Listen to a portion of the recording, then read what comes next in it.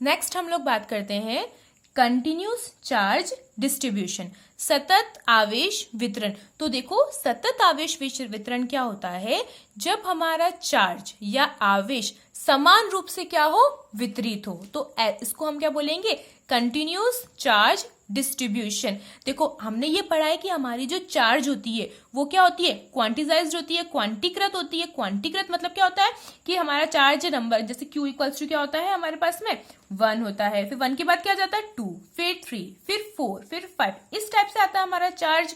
But ये किसके लिए होता है, एक बड़े लेवल के लिए होता है। हम जब छोटे लेवल पे बात करें, छोटे लेवल का मतलब है, सपोज हम इस तरीके समझ सकते हैं, ये मेरे पास कोई एक चार्ज, फिर 2, फिर 3, फिर 4, फिर 5, मतलब 1 2 3 4 5, तो ये क्या हो जाएगा, क्वांटीकृत है। तो ये हमारा बड़े लेवल की बात हो जाती है। अब मुझे चार्ज डिस्ट्रीब्यूट जो करना है वो करना है 1 और 2 के बीच में। तो क्या हो जाएगा 1.1, 1.2, 1.3। तो ये जो चार्ज डिस्ट्रीब्यूशन है ये क्या होता है, समान रूप से होता है, कॉन्टिन्यूस होता है, इसलिए हम इसको बोलते हैं कॉन्टिन्यूस चार्ज डिस्ट्रीब्यूशन या सतत आवेश वितरण।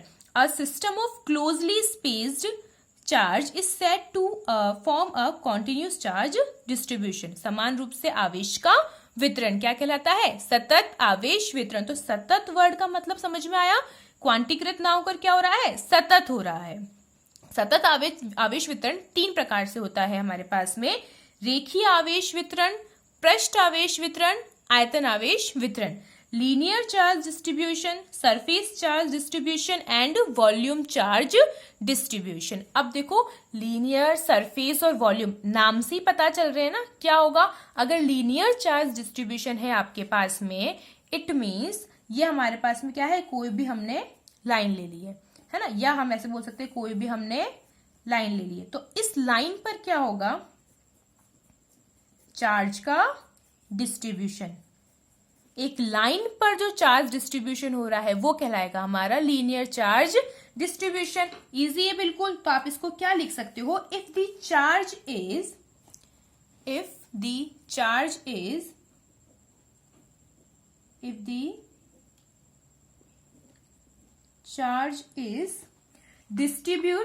distributed over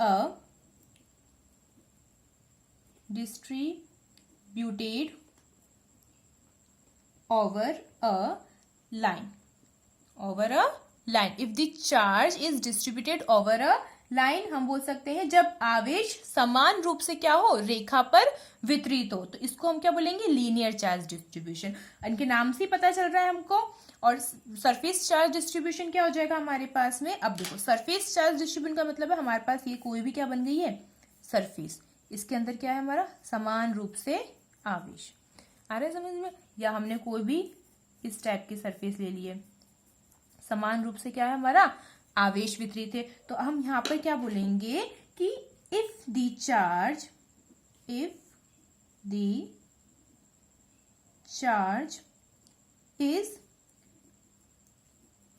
distributed over a surface area, is called surface charge distribution। किसी भी क्या बोलेंगे हम, समान रूप से पृष्ठ पर आवेशों का वितरण, तो ये हमारा कहलाएगा पृष्ठ आवेश वितरण। अब आयतन आवेश वितरण क्या हो जाएगा हमारे पास, देखो आयतन आवेश वितरण में जो हमारा चार्ज है वो 3D फॉर्म में वितरित होगा। कैसे होगा, सपोज ये हमने कोई भी एक क्यूबॉइड बना दिया, हमें पता है ये 3D डायग्राम होता है, इसमें जो हमारा चार्ज क्या है, डिस्ट्रीब्यूटेड, तो ये हमारा कंप्लीटली क्या कहलाएगा, वॉल्यूम चार्ज डिस्ट्रीब्यूशन, आयतन आवेश वितरण। तो डेफिनेशन आपके पास में सेम आ जाएगी, if the charge is distributed over a volume। क्या बोलोगे हिंदी में आप इसको, जब आवेश समान रूप से आयतन में वितरित हो या आयतन पर वितरित हो, तो उसको आप क्या बोलोगे, आयतन आवेश वितरण। तो देखो एक और प्रकार से हम इसको समझ सकते हैं कि जो लीनियर चार्ज डिस्ट्रीब्यूशन होता है ये क्या होता है, वन डायमेंशनल, एक विमीय, ये टू डायमेंशनल, द्विविमीय, ये 3D, या हम बोल सकते हैं त्रिविमीय, थ्री डायमेंशनल। आया समझ में? ये लीनियर चार्ज डिस्ट्रीब्यूशन, ये हमारे पास सरफेस चार्ज डिस्ट्रीब्यूशन, और ये आ जाएगा हमारे पास वॉल्यूम चार्ज डिस्ट्रीब्यूशन। अब क्या होगा ना, हमें डेंसिटी निकालनी पड़ेगी, किस पे, लीनियर चार्ज पर भी, सरफेस चार्ज पर भी, और वॉल्यूम चार्ज पर भी। तो जब हम बात करते हैं डेंसिटी की, तो डेंसिटी हम लोग कैसे फाइंड करते हैं, देखिए अगर मैं बात करूं लीनियर चार्ज डेंसिटी की, बहुत इजी है, अगर एक समझ में आ गई है तो आप बाकी सारी भी आराम से समझ सकते हो। तो देखो लीनियर चार्ज डेंसिटी, रेखीय आवेश घनत्व को हम किससे रिप्रेजेंट करते हैं, फर्स्ट ऑफ ऑल तो लैम्डा से हम लोग उसको रिप्रेजेंट करते हैं। होता क्या है, linear charge density is the charge per unit length, क्या बोलेंगे, एकांक लंबाई के लिए आवेश का मान। देखो ये आपके पास क्या है, कोई भी एक लीनियर फॉर्म में रेखा पर क्या है, चार्ज डिस्ट्रीब्यूट है। हम लोग क्या कर रहे हैं, इसका कोई भी एक हमने अल्पांश ले लिया है। अल्पांश में क्या हो जाएगा हमारा, एकांक लंबाई, मतलब हमने ले ली है L, और एकांक लंबाई पर किसका मान है, आवेश का मान है, मतलब कि Q/L, एकांक लंबाई पर आवेश का मान। So lambda equals to Q/L। अब अगर हम बात करते हैं अल्पांश की, तो क्या हो जाएगा, dQ/dL। डी हमने क्यों लिया है, अल्पांश के लिए। अगर हमें इस पर क्या निकालना हो, कुल चार्ज निकालना, तो डी अल्पांश पर कुल चार्ज क्या हो जाएगा, dQ equals to lambda dL। अगर टोटल चार्ज हमको बताना है, टोटल चार्ज ऑन लाइन, अल्पांश को छोड़कर पूरी लाइन की अगर हमें बतानी है, तो क्या हो जाएगा, पूरे के लिए मैंने आपको बताया कि डिफरेंशिएशन का जो डी होता है वो हटके किसका साइन आ जाएगा, इंटीग्रेशन का। So Q equals to integration lambda dL। ये तो हो जाएगा अल्पांश लंबाई के लिए, और ये हो जाएगा हमारा पूर्ण लंबाई के लिए, पूरी रेखा के लिए कुल आवेश। आ रहा है समझ में? इसकी यूनिट क्या हो जाएगी हमारे पास में, ऐसा यूनिट हो जाएगी कूलम/मीटर। क्या हो जाएगी, कूलम/मीटर। तो ये बात हुई हमारी किसकी, लीनियर चार्ज डेंसिटी की। सेकंड बात करते हैं हम लोग surface charge density. Surface charge density को हम किससे रिप्रेजेंट करते हैं, सिग्मा से। किससे रिप्रेजेंट करते हैं, सिग्मा से। ये क्या होगा, चार्ज पर यूनिट एरिया, एकांक क्षेत्रफल के लिए आवेश का मान। तो एकांक क्षेत्रफल के लिए है, तो मतलब कि हमने क्या लेना है, S, और किसका मान है, आवेश का मान है। So sigma equals to Q/S, आवेश अपॉन सरफेस, या हम बोल सकते हैं पृष्ठ।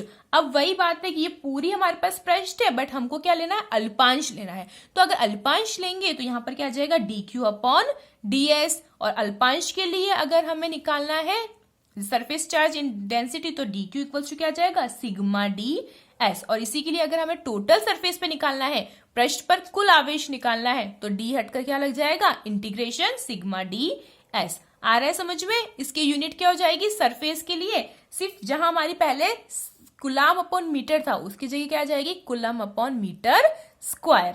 आ रहा है समझ में? ये किसकी बात हो गई, सरफेस चार्ज डेंसिटी की। अब लास्ट जो है हमारे पास में वो है वॉल्यूम चार्ज डेंसिटी। तो वॉल्यूम चार्ज डेंसिटी क्या हो जाएगी, चार्ज पर यूनिट वॉल्यूम, एकांक आयतन के लिए आवेश का मान। एकांक आयतन के लिए किसका मान है, आवेश का मान है। एकांक आयतन है, इट मीन्स की V, और किसका मान, आवेश का मान। इसको हम किससे रिप्रेजेंट करते हैं, रो से। So rho equals to Q/V। Rho equals to, अगर वही अल्पांश के लिए ये हमने पूरा क्या बना लिया है, एक वॉल्यूम बना लिया है, उसके लिए हमने छोटा सा क्या ले लिया, अल्पांश। तो छोटे से अल्पांश के लिए क्या हो जाएगा, dQ/ ये हो जाएगा dV, dQ/dV। तो यहाँ पर हम वापस रो इक्वल्स टू dQ/dV। अल्पांश के लिए अगर हम निकालते हैं इसमें वॉल्यूम चार्ज डेंसिटी, तो क्या हो जाएगा, dQ equals to rho dV। आ रहा है समझ में? और अगर टोटल चार्ज हमें फाइंड करना है वॉल्यूम पर, तो वही Q इक्वल्स टू क्या आ जाएगा, इंटीग्रेशन में रो dV। और वॉल्यूम की बात आ जाती है तो हमारी यूनिट क्या लगेगी, कूलम/मीटर क्यूब। तो ये बात हो गई हमारी किसकी, लीनियर चार्ज डेंसिटी की, सरफेस चार्ज डेंसिटी की, और वॉल्यूम चार्ज डेंसिटी की। ये हमने कहाँ तक टॉपिक पढ़ लिया है, कॉन्टिन्यूस चार्ज डिस्ट्रीब्यूशन तक। आई होप आप लोगों को समझ में आया हो।